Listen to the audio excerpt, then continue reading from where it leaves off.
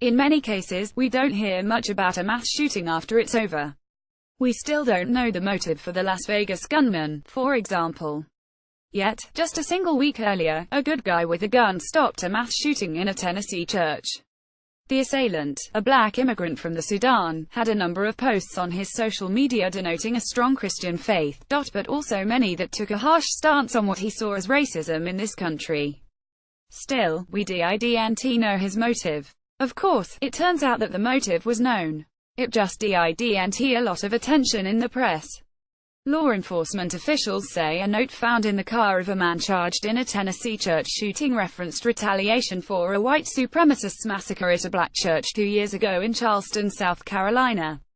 Investigators are not saying what motivated the killer to shoot churchgoers Sunday, but the note could offer a glimpse into his mindset.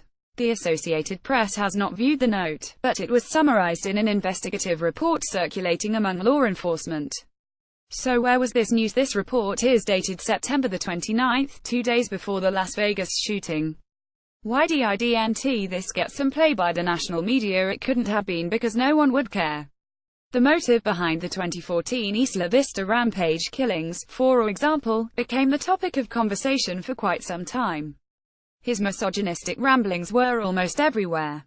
The same is true of the Pulse Orlando shooting last year. The killer in that incident had his motivations fully discussed. Why would this case be any different now? Had this report come out October 2nd, no one wouldn't think anything of it.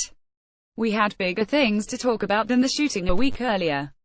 We had 58 dead and over 500 wounded. A lack of reports on this then would have made some sense. Tennessee was old news at that point. But it wasn't. It was 2 days before, still plenty of time for the national media to have picked it up and run with it. So why didn't they? It couldn't possibly be because it might paint a negative light on movements and rhetoric the left ostensibly supports. Now could it? A biased media simply doesn't exist, or so we're repeatedly told. They report the news. Nothing more, nothing less. Yet again, I ask, why wasn't this story made national? Don't tell me it wasn't news. Don't tell me no one cared either. The least cynical answer I can concoct is that whoever saw it didn't figure it was important, but even that is an example of their bias clouding their sense of the news.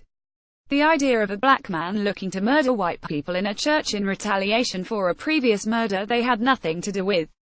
How is this not important? But I find it hard to believe it wasn't a case of no one wanting to upset the narrative. A black man shooting up a church, well, they have to cover that.